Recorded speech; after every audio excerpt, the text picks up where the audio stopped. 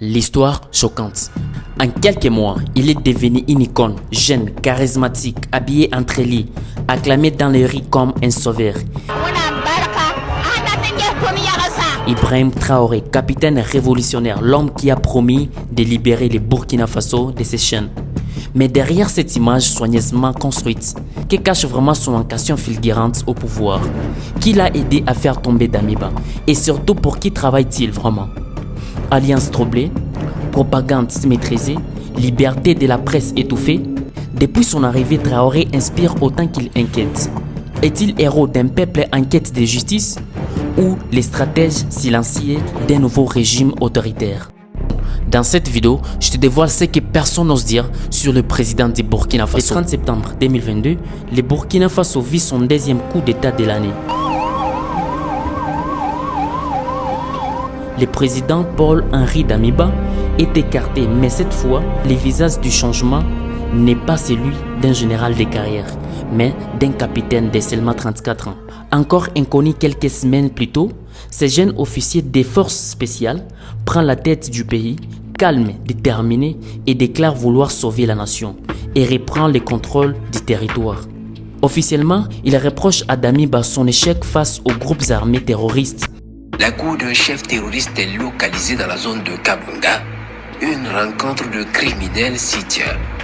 Ils sont observés. Mais un détail interroge. Ibrahim Traoré ne propose aucun plan immédiat, aucune stratégie, juste des slogans et un pouvoir solitaire acquis. L'incompétence est un phénomène très dangereux qu'ils ont utilisé pour détruire la société africaine. Dans nos administrations, il y a beaucoup d'incompétence.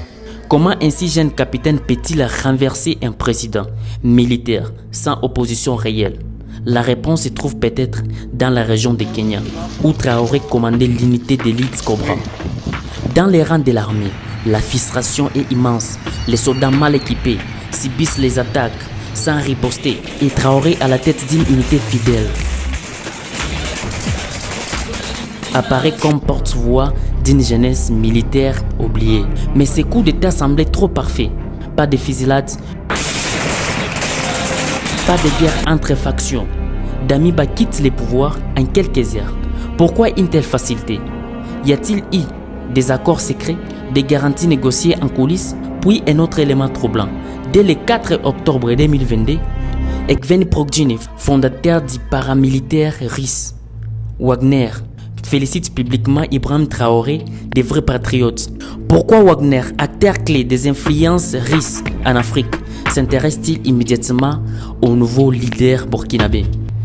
Et ce n'était pas un coup d'état improvisé, mais la première étape d'un jeu d'influence plus vaste. Depuis son arrivée au pouvoir, Ibrahim Traoré a construit une image soigneusement calibrée. Jeune, patriote, proche du peuple, il évoque Thomas Sankara à chaque discours. Il refuse l'élite, parle avec fermeté et s'adresse directement aux jeunes. Chaque mot est repris, partagé, remixé sur les réseaux sociaux. Propagé une image presque mythique du capitaine. Mais la question à se poser, qui orchestre cette vague? Certains de ces comptes sont soigneusement synchronisés.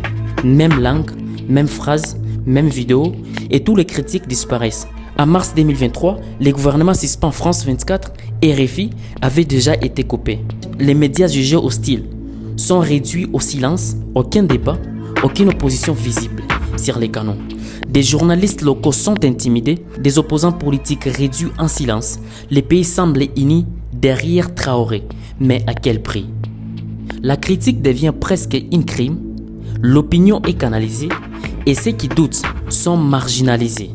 Pendant que la majorité acclame, une minorité s'inquiète. Que reste-t-il de la liberté d'expression au Burkina Faso?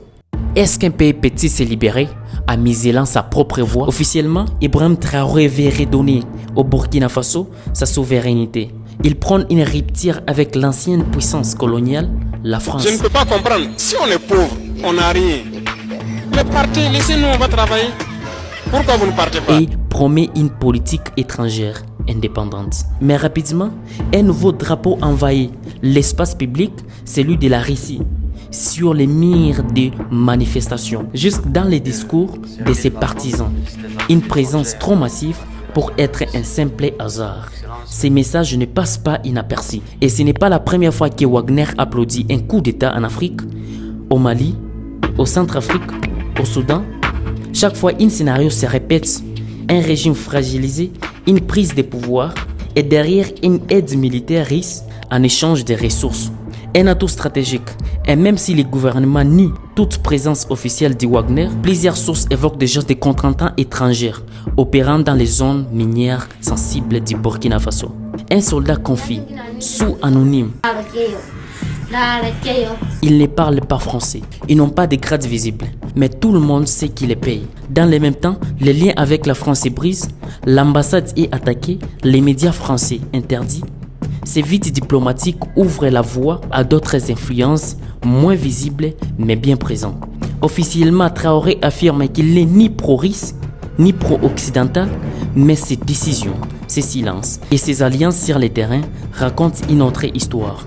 Alors que le peuple pense avoir repris son destin en main, mais une autre question se pose. Ibrahim Traoré est-il l'homme providentiel d'un peuple en quête d'une souveraineté ou le produit d'une stratégie d'influence plus vaste? Aujourd'hui, Ibrahim Traoré fascine, divise, intrigue, héros populaire pour certains et manipulateur pour d'autres.